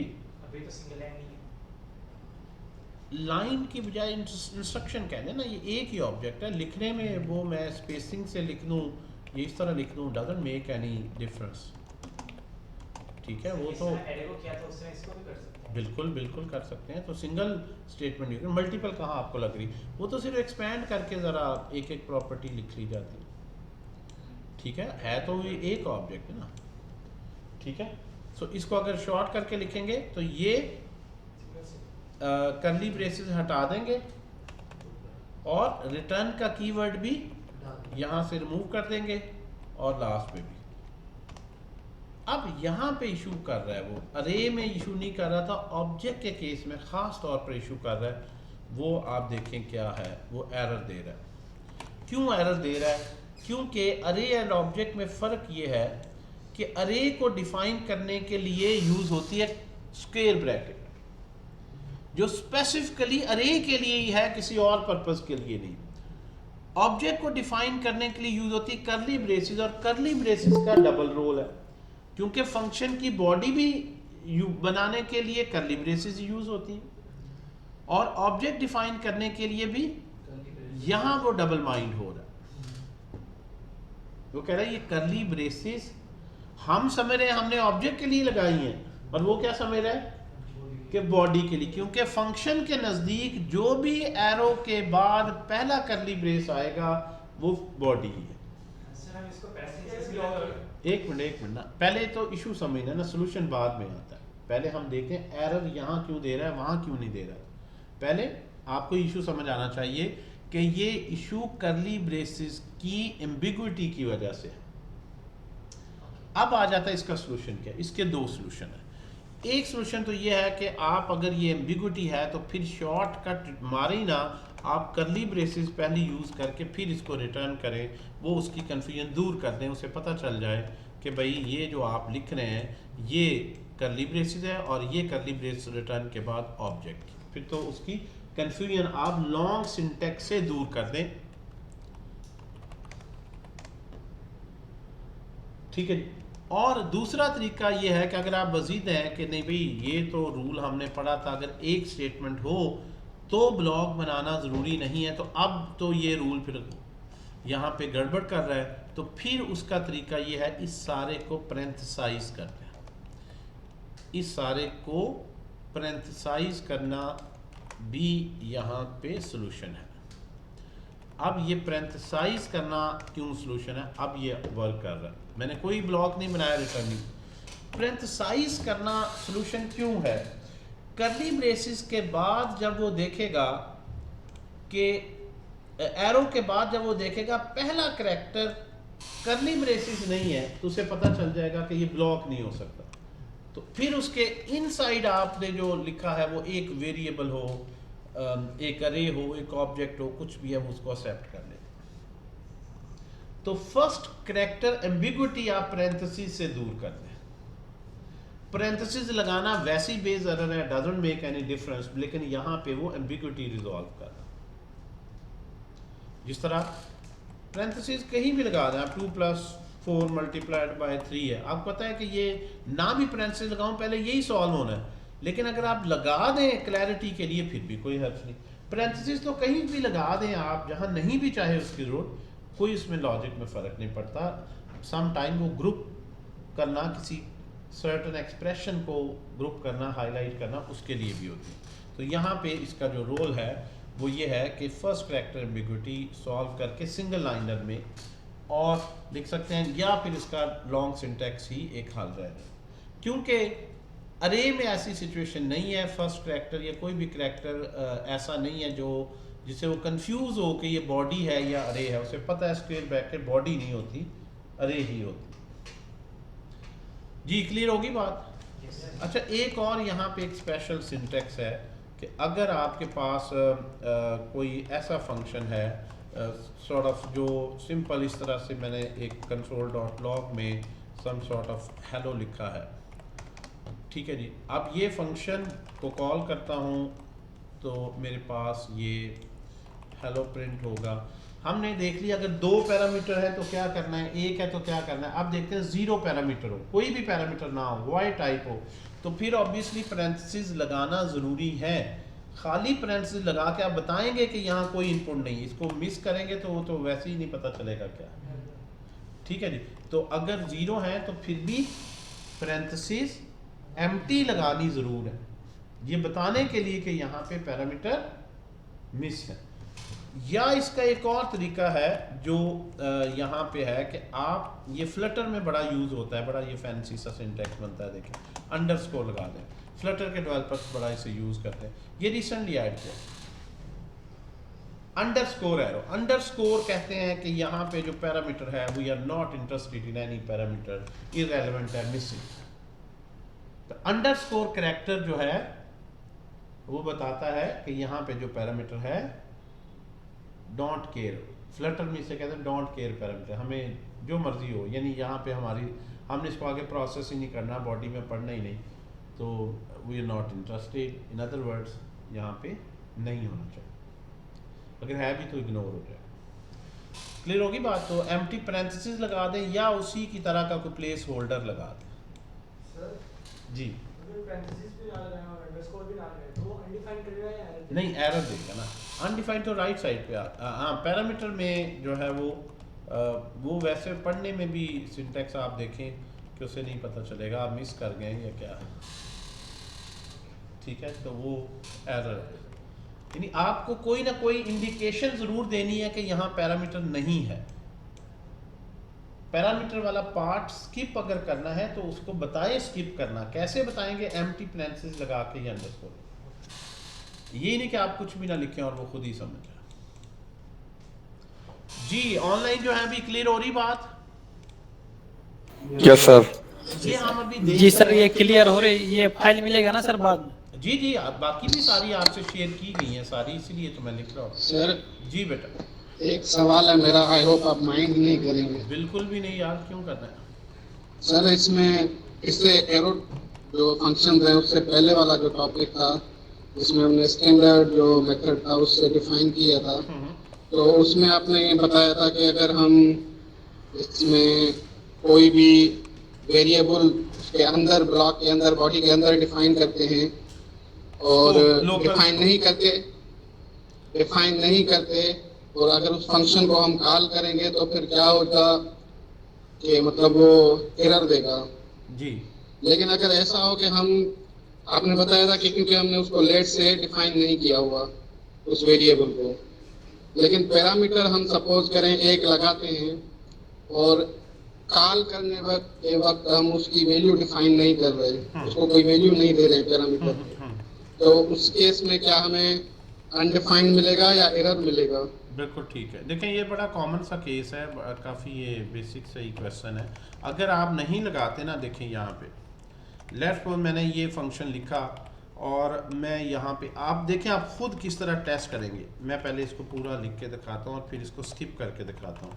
अगर हमने इस तरह से लिखा है लेफ्ट को आंसर, तो जब आप वैल्यूज दे रहे हैं हर चीज़ परफेक्ट है, ये 10 में आ गया, ये 20 में आ गया एंड सो ऑन। अगर आप 20 को स्किप कर दें या दोनों को स्किप कर दें, ठीक है जी, पहले 20 को स्किप कर दें, तो इसका तरीका होता है यहाँ कंसोल करके लिखें कि यार मैंने 20 पास नहीं किया, तो मैं ये इस चीज़ में थोड़ा सा मुझे तजस्सुस हो रहा है क्या ये वाई में है क्या पे, तो यू विल सी ये ऐसे ही है जैसे ये मैंने बताया वेरिएबल्स हैं इस फंक्शन के, तो वेरिएबल लिखने से ही यहाँ डिक्लेयर होते हैं। यहाँ तो आप लेट करके लिखते हैं ना, लेकिन पैरामीटर के साथ लेट का वर्ड नहीं आता, ऐसे नहीं आता यहाँ पे के लेट साथ लिखा है, वो अंडरस्टूड है वेरिएबल ही डिफाइन हो रहे हैं पैरामीटर। तो आपने डिक्लेयर तो इसका मतलब कर दिया, आपने सिर्फ इनिशियलाइज नहीं किया। इनिशियलाइज कॉल से होते हैं और नॉन इनिशियलाइज में क्या आती है वैल्यू अनडिफाइंड। तो इसलिए वो नॉन इनिशियलाइज का केस बनता है, वो नॉट डिफाइंड का केस नहीं बनता। डिफाइंड तो हो गया यहाँ पे। हाँ, अगर मैं ये कर दूं वाई लिखूं ही ना, अब वो नॉट डिफाइंड का केस बनता है और वो एरर है। लेकिन डिफाइन ना होना और इनिशियलाइज ना होना, इनमें फर्क है। ये क्लियर हुई बात आपकी?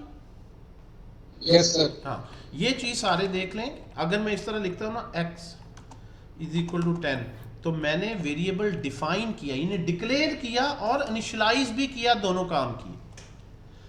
अगर मैं सिर्फ इतना छोड़ दूं तो इसका मतलब क्या है, मैंने डिक्लेयर तो किया है लेकिन इनिशियलाइज नहीं किया। और अगर यहाँ पे सॉरी, आप मुझे स्टेप बाय स्टेप बताते जाएं। अब x की आउटपुट क्या आएगी 10, और अगर मैं डिक्लेयर कर दूं लेकिन इनिशियलाइज ना करूं तो अब क्या आएगी, और अगर मैं डिक्लेयर भी ना करूं तो अब क्या होगा एरर। तो तीसरे लेवल पे एरर है। पहले लेवल पे वैल्यू है, दूसरे पे वैल्यू नहीं दी तो अनडिफाइंड ऑटो मिल गई। और अगर वेरिएबल ही इस तरह का कोई मैंने डिक्लेयर ही नहीं किया तो फिर अनडिफाइंड, तो तब आए पहले वेरिएबल तो बने, फिर तो वो स्कोप में है ही नहीं, ये नाम ही नहीं है, वो कहेगा ये आइडेंटिफायर ही नहीं है। और ये रूल फिर हर जगह है, चाहे ग्लोबल स्कोप में हो, चाहे ग्लोबल में आप लिख दें इनिशियलाइज ना करें, या आप पैरामीटर में लिख दें इनिशियलाइज ना करें। इनिशियलाइज पैरामीटर में कहाँ से होना है, यहाँ से होना। अब इसका भी एक हल होता है, देखें इसका एक हल बड़ा इंटरेस्टिंग होता है कि आप जब यहाँ पे लिखते हैं ना, तो अब आप देखें कि एक आंसर, ये हमने लास्ट टाइम भी मैंने करके दिखाया था, इसमें जो है वो अनडिफाइंड आ रहा है, सो वाई आप एटलीस्ट उसको डिक्लेयर कर दें। अब ये undefined 10 plus undefined is not a number. तो अगर आपने सेफ फंक्शन लिखना हो, सेफ का मतलब होता है अच्छा ऐसा डेवलपर जिसका जो सॉफ्टवेयर है क्रैश नहीं करता और गलत डेटा पास करने पर भी ग्रेसफुल तरीके से हैंडल करता है। वो ये नहीं कहता हाँ जी नैन नॉट अ नंबर, क्योंकि डेटा ही नहीं आपने पास किया तो मैं क्या करूँ, नहीं, ऐसा वो नहीं कहता। कहता आप गलत भी डेटा पास करें तो बड़े अच्छे तरीके से उसको मेरा सॉफ्टवेयर हैंडल करे। तो मैं ये देखूंगा अभी जमा अगर करना है, एक वैल्यू आ गई दूसरी नहीं आती तो डिफॉल्ट 0 कर दो इसको, तो इक्वल टू 0 यहाँ पे दे। अनडिफाइंड की बजाय इसको कहते हैं डिफॉल्ट वैल्यू। अब यहाँ पे क्या आएगा 10 प्लस 0, यानी एक ही तुम दो वैल्यू सम करो। किसी को कहो यार 10 है सम करो, तो कहेगा 10 ही है भाई, कोई दूसरी वैल्यू होगी तो फिर वो ये नहीं करेगा n।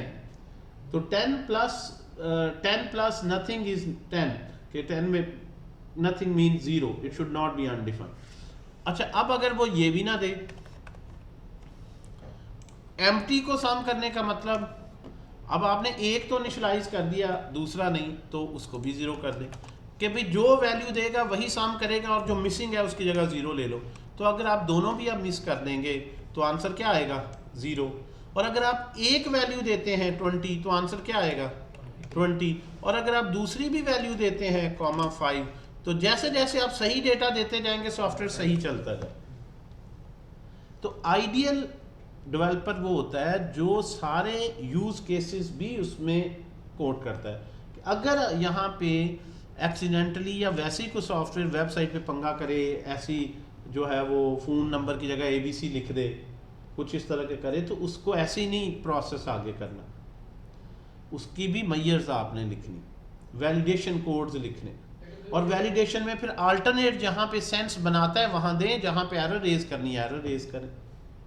ये भी नहीं कि हमेशा ही हर चीज़ ही हो सकती, कि कोई फ़ोन नंबर, पॉलिसी होती है क्लाइंट की कि यार अगर ना फ़ोन नंबर कोई ना दे तो आप उसकी जगह ये लिख दें, नाम कोई ना दे तो अगर किसी ने टर्बो C वगैरह पढ़ी हो ना, एडिटर क्या करता था, जब भी फाइल खोलते तो लिख देता नो नेम, नाम नहीं दिया फाइल का रखा तो क्या रख देता था नो नेम।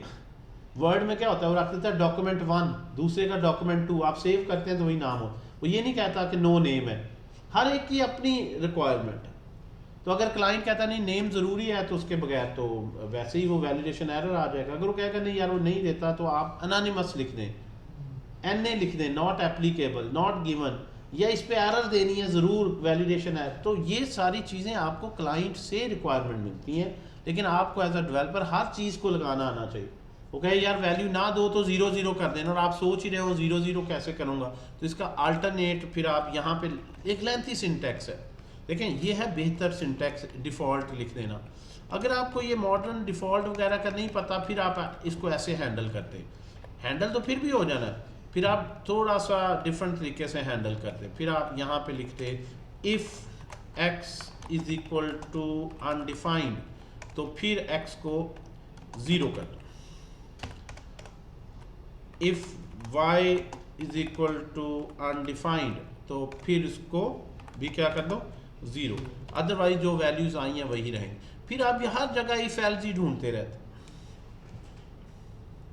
वैसे भी हो सकता है, ऐसा नहीं कि मॉडर्न सिंटैक्स सीखेंगे हर चीज़ का उसने सोल्यूशन दिया। आपको इफ एल्स रेक्ट में बहुत ही रेयर आपको ये यूज़ करनी पड़ती। कंडीशनल वैल्यू देना, अगर उस पर आउट ऑफ स्टॉक है तो ये आउट ऑफ स्टॉक लिखा है, इस तरह की इफ एल्स नहीं लगाने पड़ते। आप देखते जाएंगे ये 6 जैसे जैसे बेहतर सिंटैक्स पढ़ते जाएंगे, शॉर्ट एंड कॉम्पैक्ट सिंटैक्स आप लिखते जाएंगे। और वो लूप भी आपको शायद ही कभी लगानी पड़े। इंटरेस्टिंग बात है, लूप भी शायद आपको कभी लगानी पड़े, फॉर वाइल डू वाइल। उसके भी अल्टरनेट आप देखेंगे। अभी एरो फंक्शन के साथ अब मैं नेक्स्ट जब पढ़ाऊंगा, अभी तो हमने एरो फंक्शन का सिंटैक्स देखा है। एरो फंक्शन का करना क्या है, इससे मिरेकल क्या होता है, ये कल आप लोगों को पता चलेगा। जब ये map, reduce, filter, sort, search कितना इजीली करता है, फिर आप रियलाइज करेंगे वाकई बगैर एरो फंक्शन के इतना एफर्ट करनी पड़ती। और शॉर्ट सिंटैक्स, शॉर्ट और कॉम्पैक्ट सिंटैक्स लिखना वैसे ही एक बहुत बड़ा आर्ट है। ये देखें, इसको अगर हम लें शॉर्ट सिंटैक्स में, यानी नेक्स्ट हम करेंगे इसको प्रोफेशनल कैसे किसी एग्जांपल्स में लाएं।